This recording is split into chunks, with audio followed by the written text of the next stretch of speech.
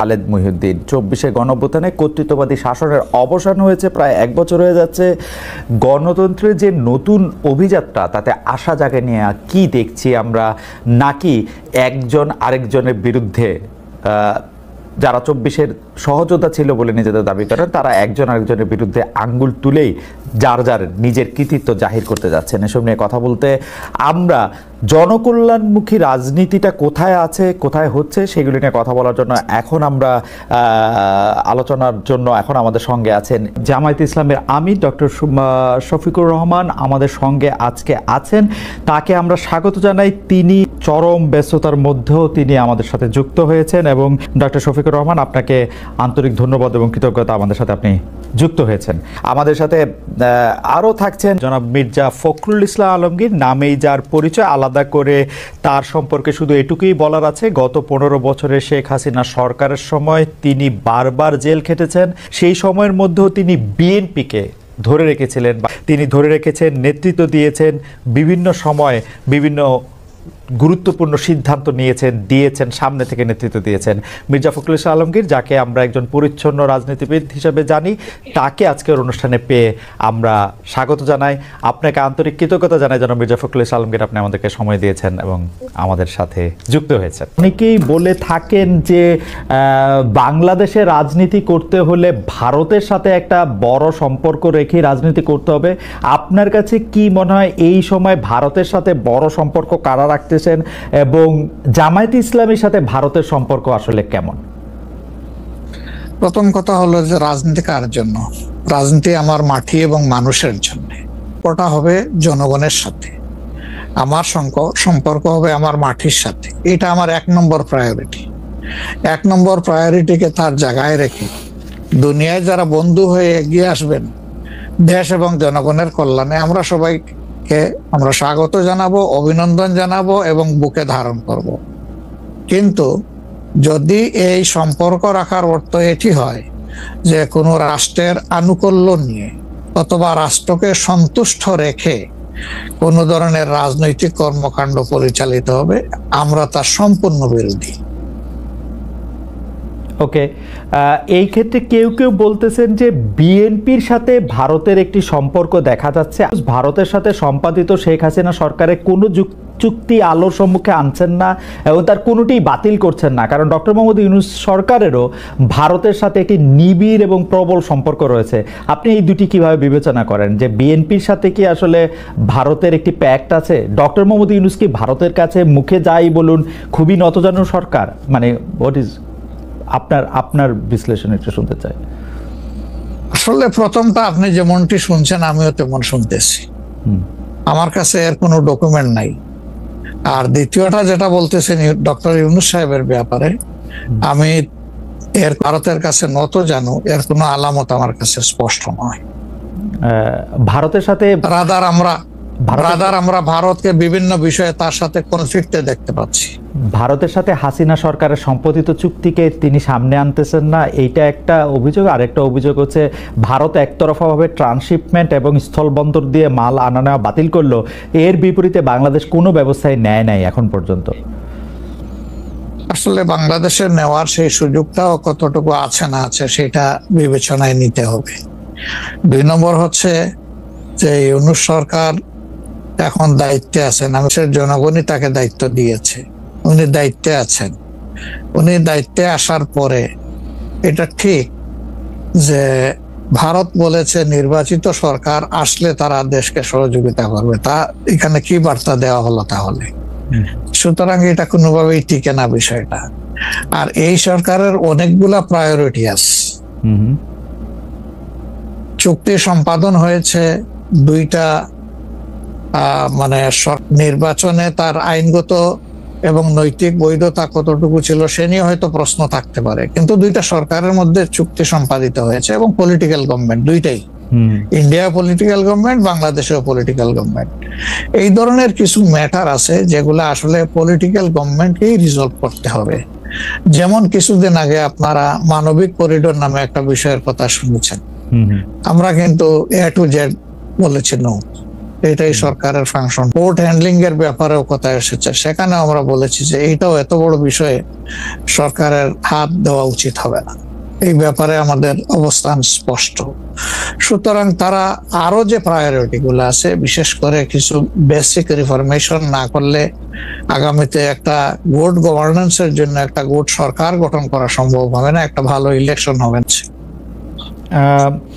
দুটি বিষয়, রাষ্ট্রের দুটি স্তম্ভ সম্পর্কে আপনাকে প্রশ্ন করব। আপনি এখন এই মুহূর্তে বা গত 10 মাস 11 মাসের ডক্টর ইউনূস সরকারের শাসনে আপনার কাছে বিচার বিভাগকে যথেষ্ট স্বাধীন এবং সকর্মক মনে হয় কিনা?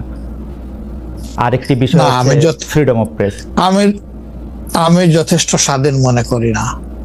যতদিন পর্যন্ত বিচার বিভাগ সম্পূর্ণভাবে আলাদা না হবে নির্বাহী বিভাগ থেকে, ততদিন পর্যন্ত এটাকে স্বাধীন বলা যাবে না। যেমন বিচার বিভাগে আমাদের আছে যে এটাকে স্বাধীন করার জন্য স্বাধীন সচিবালয় গঠন করতে হবে, সেটা এই সরকারের একটা অঙ্গীকারের মতোই ছিল, কিন্তু এখন পর্যন্ত সেটা হয়নি। আমরা এটা দেখতে চাই যে অবিলম্বে সেটা হোক। যদি স্বাধীন সচিবালয় কায়েম নাই হয়, তাহলে বিচার বিভাগ স্বাধীন হবে কিভাবে? নির্বাহীর অধীনে থাকে তো বিচার বিভাগ স্বাধীন হতে পারে না। সারা দেশে যে বিচার আদালতগুলি দেখি বা আমাদের যে আপিল আদালত অর্থাৎ হাইকোর্ট বিভাগ এবং আপিল ডিভিশন যে রায়গুলি এই পর্যন্ত দিয়েছে বা দিচ্ছে, আপনার সাথে তো সারা বাংলাদেশের সবাই কানেক্টেড। আপনার কাছে কি মনে হয় যে তারা স্বাধীনভাবে কাজ করতে পারছে, নাকি নির্বাহী বিভাগ আওয়ামী লীগ সরকারের মতোই বা পূর্ববর্তী অন্য রাজনৈতিক সরকারের মতোই প্রভাব বিস্তার করেই চলছে? ইউনূস সরকারও আসলে সুপ্রিম কোর্টের পজিশনটা আমার কাছে আমি প্রথমে আনতে চাই। এখন যিনি প্রধান বিচারপতির দায়িত্বে আছেন, তাকে তার পারফরমেন্সকে আমরা যতটুকু পর্যবেক্ষণ করার সুযোগ পেয়ে, তিনি তার বিবেক এবং তার স্বাধীন চেতা মানসিকতার জায়গা থেকেই তিনি পারফর্ম করছেন। হাইকোর্টের যেহেতু অনেকগুলা বেঞ্চ, সেখানে পার্সন টু পার্সন ডিফারেন্স হতেই পারে, কিন্তু আলটিমেটলি বিচার তো যাবে শেষ পর্যায়ে সুপ্রিম কোর্টের হাতে।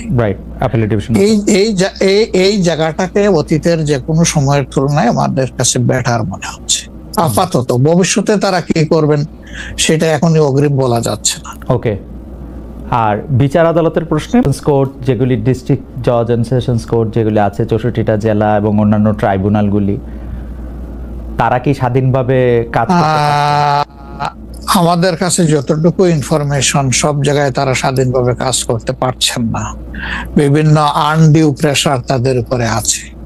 এটা কি নির্বাহী বিভাগের উপর থেকে, নাকি এটা জামাতে ইসলামী প্রেসারটা দিচ্ছে বা বিএনপি প্রেসারটা দিচ্ছে বা এনসিপি প্রেসারটা দিচ্ছে? আমরা তো কোনো প্রেসারের পক্ষে নাই। আমরা always in favour of fair justice চাই না, আমরা চাই ফেয়ার জাস্টিস।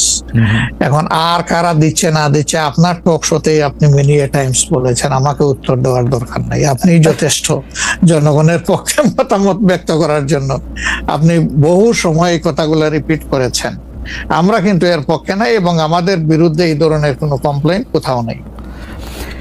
আর যদি ফ্রিডম অফ প্রেসের কথায় আসি, অর্থাৎ সংবাদপত্রের স্বাধীনতা বা গণমাধ্যমের স্বাধীনতা প্রশ্নে আপনার কাছে এই 10 মাসের বিবেচনা যদি চাই বা বিচার যদি চাই, আপনি কেমন দেখছেন সে কিনা? মানে সংখ্যা যারা সংখ্যায় কম তারাও তাদের মতামত দিতে পারছে কিনা? জি না, সেটা আমি আসতেছি। যদি আপনি in comparison two previous period, that is last 15.5 years, even another 2 years you can add with it. So-called caretaker সরকারের 2 বছর, পরবর্তী 15.5 বছর। জিজ্ঞেস করতাম যে এই ধরনের একটা জলজ্জন্ত মিথ্যাচার কেমনে করলেন? ওই যে কিছু করার নাই, স্ক্রিপ্ট লেখা ছিল, আমাদেরকে এটা জাস্ট ব্রডকাস্ট করতে হয়েছে। এখন সেই পরিস্থিতি এরকম নাই বলে আমাদের কাছে মনে হয়। তারপরেও আমরা প্রেসের কাছ থেকে বিভিন্ন সময় শুনি তাদের কিছু কনসার্নের জায়গা এখনো বিদ্যমান। কেউ কেউ এখনো তাদের উপরে আনডিউ প্রেসার দিয়ে থাকেন, এটা করতে পারবেন, এটা করতে পারবেন না। এটা যদি থাকে, একটা মিনিমাম রেঞ্জে থাকে, তাহলে কিছু বলতে পারছি না, ফ্রিডম অফ এক্সপ্রেশন আমরা বলতে পারছি না। এটা কিছুটা যে এখনো প্রিভেল করছে, এটা আমরা অনুভব করি। তবে আমরা ফিল করি যে প্রেসকে তাদের মতোই রোল প্লে করতে দেওয়া উচিত। আর প্রেসের কাছেও আমাদের প্রত্যাশা তারা যেন সাদাকে সাদাই বলেন, সাদাকে অন্তত ধূসর বানাবেন না, এবং কালোকেও তারা মানে সার্ফ এক্সেল দিয়ে সাদা বানাবেন না। 5 আগস্টের পর আপনার সামনে এসছে, তারপর আমি আপনাকে বলি, যেহেতু আপনার সাথে আমার দেখা হচ্ছে নতুন একটা ঘটনার পরে, এই প্রসঙ্গে নতুন একটা ঘটনার পরে, আপনি কিন্তু যে কোনো জায়গাতে এক ধরনের সমন্বয়ের প্রত্যাশী একজন মানুষ, ক্ষমা করার পক্ষে একজন মানুষ। আপনি সর্বশেষ যে আওয়ামী লীগের রাজনীতি নিষিদ্ধ করা হলো এবং দলকে আসলে তার সকল কার্যক্রম নিষিদ্ধ করা হলো, এইটা নিয়ে আমরা দেখেছি যে আপনার দলকে যারা সমর্থন করেন তারাও সেই নিষিদ্ধের পার্সোনাল মতামত জানতে চায় যে আপনি এটা আসলে লাইক করেছেন কিনা, বা আপনি এটা পছন্দ করেছেন কিনা, বা আপনার যদি একক ক্ষমতা নেয়ার মানে সিদ্ধান্ত নেয়ার আপনি আপনার একক সিদ্ধান্ত প্রয়োগ করতেন, তাহলে আপনি এটা করতেন কিনা। দেখেন, এখানে অনেকগুলা বিষয় আমাকে ইদানিং ফরেন মিশনের যারা বাংলাদেশে আছেন, এনভয় বা আপনার রাষ্ট্রদূত যারা আছেন, তারাও জিজ্ঞেস করে লিয়েশনের একটা জায়গা থাকা উচিত কিনা। তাই আমি বলি অবশ্যই উচিত। তবে বিষয়টা হলো যে আমাদের ওন্ড গুলা একদম তাজা, ট্রমা গুলা এখনো মেন্টাল এবং ফিজিক্যাল ট্রমা এখনো বিদ্যমান। হাসপাতালের বেডে এখনো রয়ে গেছে ইনজিওর্ড পার্সন গুলো। শহীদ পরিবারের অনেকেই তাদের আপনজনের লাশও এখন পায় না, এই লাশের সন্ধান বা কবরের সন্ধানও পায়নি। সো যেমন আমরা যদি সাউথ আফ্রিকার কথা ধরি, তাহলে ডিকেডস আফটার ডিকেডস এটাকে হিলিং করতে, রিকনসিলিয়েশনে আনতে সময় লেগেছে। অতএব মিনিমাম একটা সময় দিতে হবে। আওয়ামী লীগের ক্ষেত্রে কি হয়েছে, তাদেরকে নিষিদ্ধ করা হয়নি, তাদের কার্যক্রমের উপরে মানে নিষেধ আরোপ করা হয়েছে, তারা ফাংশন গুলা করতে পারবেন। 15.5 বছর তো তারা সুযোগ পেয়েছিলেন, ফেয়ার ডেমোক্রেসি, তারা চাইলে কিন্তু কালচার করতে পারতেন এবং ইতিহাসে স্মরণীয় হয়ে থাকতে পারতেন।